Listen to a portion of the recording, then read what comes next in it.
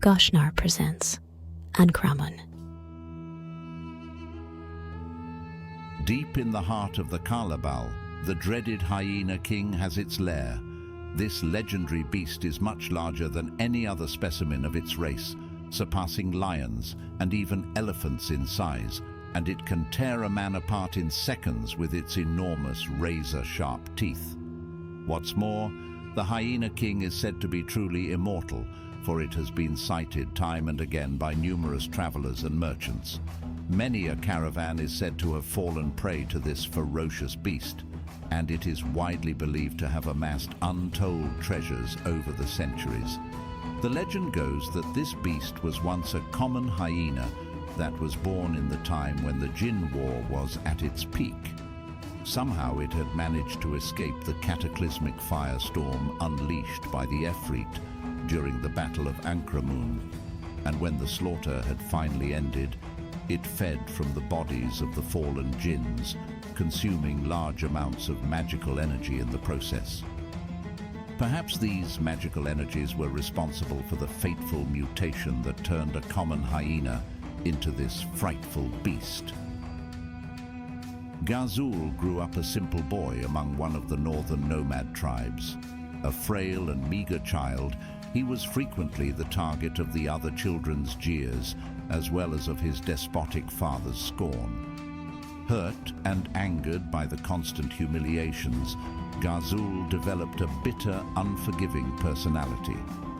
He took notes of all the indignities he suffered, and he was determined to take revenge for every single one of them. One day, when his camp was attacked by an undead raiding party, he decided it was time to get his revenge.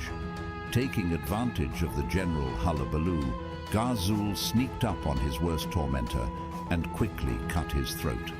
However, he had made a mistake when he thought that his crime would go unnoticed. One of the necromancers who was part of the raiding party sensed the evil of this deed, and since he was impressed by the young boy's obvious ruthlessness, he ordered his undead troops to kidnap him. And so, Ghazul was brought to Drefia. Many are the legends concerning Ghazul's comet-like career in the necromancer city. Working with superhuman resolve and ruthlessly exterminating all real or imaginary competition, Ghazul managed to rise to the top of the Drefian hierarchy within a few decades. And when a bizarre accident happened to the president of the High Council, Ghazul took his place. He was the first necromancer to take this position while still being alive. However, being the foremost necromancer was still not enough to satisfy Ghazul's thirst for power. He had great plans for Drefia. Under his rule, the necromancer city would expand and conquer, taking over control of the north and perhaps of the whole of Darama. It was his idea to propose an alliance to the Efreet, and when the decisive battle drew near, he personally raised the necromancer's troops to march against the Marid. The rest is well known. Drefia's troops suffered a decisive defeat in the Battle of Ankrahmun. Those undead who were not destroyed during the futile siege of Ankrahmun were pulverized in the searing heat his own allies had summoned. Ghazul realized soon enough that his career in Drefia was rapidly drawing to an end. For if the Marid did not kill him, his fellow necromancers surely would. And so he disappeared. Today, there are nothing but rumors as to what happened to Ghazul after the failed campaign. However, many believe that Ghazul is still out there, waiting for an opportunity to take revenge, just like he used to do when he was still a little nomad boy. Banner was the first and the most powerful man to lead his people through vast lands, trying to find the best place to settle, away from other races and dangerous animals. One day he saw huge, triangular, unnatural structures in the distance and immediately decided to lead the people there.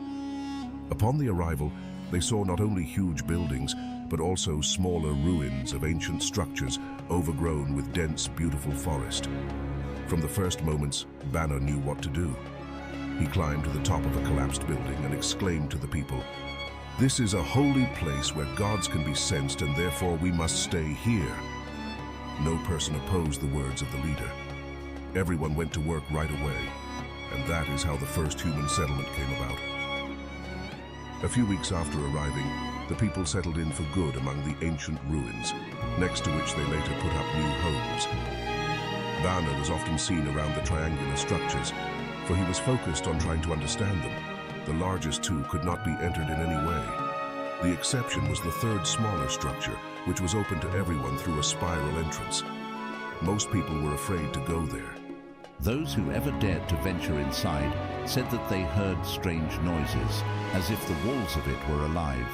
They also spoke of magical, divine energy that no one could understand, and that could be seen in the depths of the tower.